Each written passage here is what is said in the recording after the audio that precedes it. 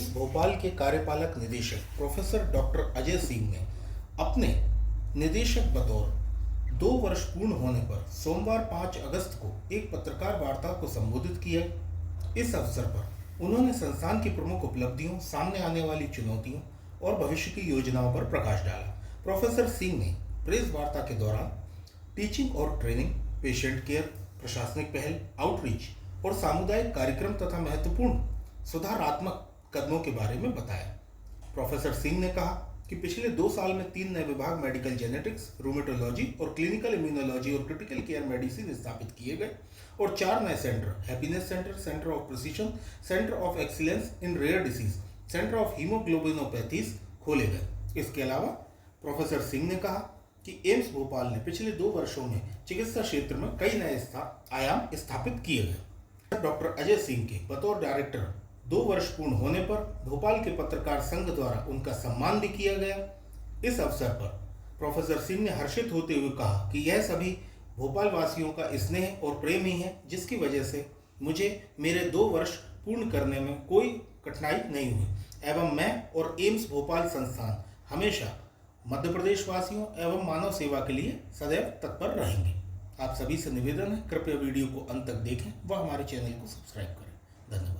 सबसे पहले तो मैं आप सब लोगों का बहुत ही धन्यवाद देना चाहता हूं कि आप लोगों ने अपने व्यस्तम समय से एम्स भोपाल के लिए समय निकाला। इसके लिए मैं बहुत आभारी हूं आप सबको। पिछले मैंने 5 अगस्त 2022 को मैंने ज्वाइन किया था और आज जो है पूरे 2 साल होने के बाद मैंने असेसमेंट करने की कोशिश की है कि पिछले 2 साल में हम लोग एम्स के लिए या एम्स भोपाल के लिए या मध्य प्रदेश या सेंट्रल इंडिया के लिए क्या कर पाया और हम कहाँ खड़े हैं।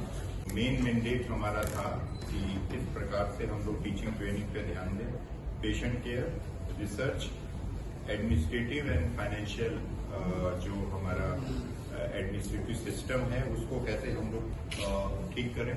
नर्सिंग बीएससी के जो स्टूडेंट्स हैं, जब मैंने ज्वाइन किया था तो 75 थे, अब वो बढ़ के 90 एडमिशन होने लगे हैं। सुपर स्पेशलिटी की डिग्री है जो 30 हुआ करती थी 22 में, आज वो 75 हो गए हैं।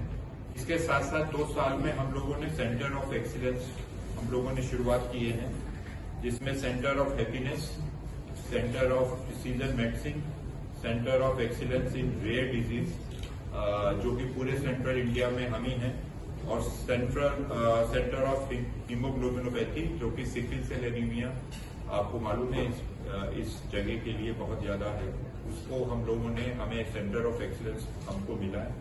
बच्चे गलत स्टेप ले लेते थे अपने लाइफ में, उसको रोकने के लिए हम लोगों ने पूरे हॉस्टल्स में सेफ्टी नेट लगाया है जो कि शायद थोड़ा सा सेफ्टी प्रोवाइड करेगा।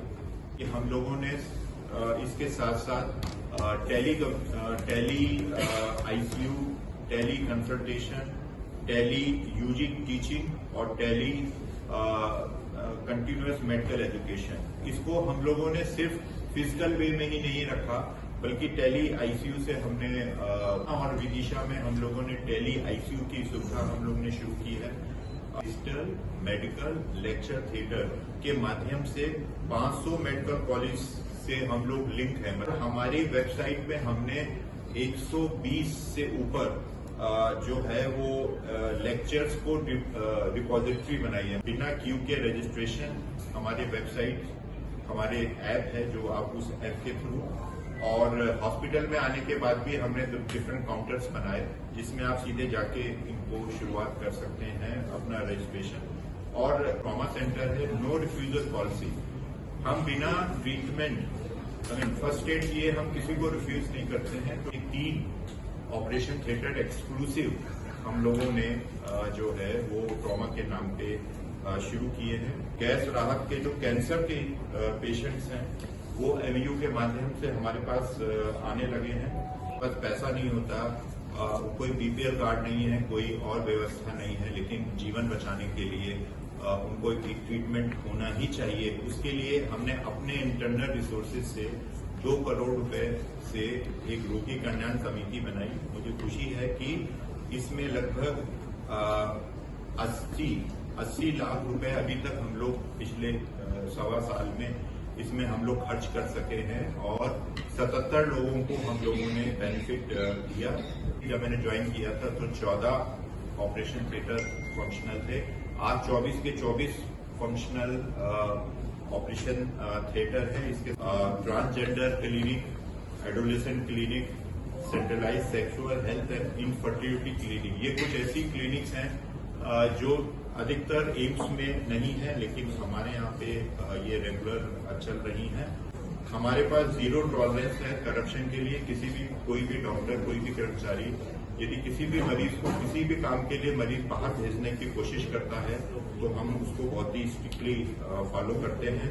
बताते हुए खुशी है कि 60 करोड़ से ज्यादा के 2 रोबोट्स हम लोगों के लिए, एक ऑर्थोपेडिक से संबंधित और एक जनरल सर्जरी यूरोलॉजी से संबंधित है। लोग प्रिक्योरमेंट की फेज में है और वो हम लोगों का प्रिक्योरमेंट 60 लाख रुपीज 60 CR के 2 रोबोट हमारे सैंक्शन हो गए और वो प्रोसेस है प्रिक्योरमेंट। ये जो सेटिस्फेक्शन है वो मुझे ये है कि जब मैंने पाया था तो समाज में जो एक विश्वास था एम्स के लिए वो शायद काफी कम था। आज मुझे गर्व के साथ कह सकता हूँ कि मेरे पास मंत्रियों के भी और काफी एडमिनिस्ट्रेटिव ऑफिसर सबके आते हैं कि वो हमारे यहाँ ट्रीटमेंट लेना चाहते हैं और मरीजों का सेटिस्फेक्शन बढ़ रहा है। इसीलिए जब मैंने ज्वाइन किया था तो 1800 पेशेंट्स पर डे आते थे। आज हम 5,500 से ज्यादा मरीज देख रहे हैं। 11,000 मरीज दिल्ली में देखे जाते हैं, हम लोग 5,500 मरीज देख रहे हैं। तो आप सोच सकते हैं कि वहां हम लोग कितना ज्यादा सेटिस्फेक्शन है। और जो ICU शुरू किया हम लोगों ने, कंसल्टेशन शुरू किया, 65 डॉक्टर टू डॉक्टर हम लोगों ने शुरुआत की और वो सारी चीजें सुविधाएं हो गई हैं। इसका असर आने में 1 से 2 साल लगेंगे। एम्स भोपाल के प्रति मरीजों का जो कॉन्फिडेंस है वो बढ़ रहा है और आज हम मरीज कम से कम 5,500 मरीज प्रतिदिन से ज्यादा देख रहे हैं।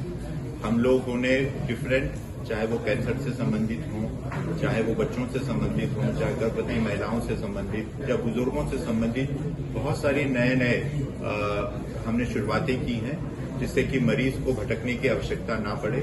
हमने अपने यहाँ पे मरीजों को भर्ती करने के साथ साथ बेड भी बढ़ाए हैं, ICU सेंटर्स भी हम लोगों ने बढ़ाए हैं। मुझे खुशी होगी कि ये सारा लाभ सारे लोगों को मिले, लेकिन तब भी हर मरीज को एम्स भोपाल में आने की आवश्यकता नहीं है। आपके आसपास पहले आप इलाज करा के देखें। यदि सुविधा से आराम ना मिले तो आप एम्स भोपाल में जरूर आ सकते हैं। हमारे सभी पत्रकार भाइयों की तरफ से आपका सम्मान है 2 साल पूरे होने पर। बहुत बहुत धन्यवाद।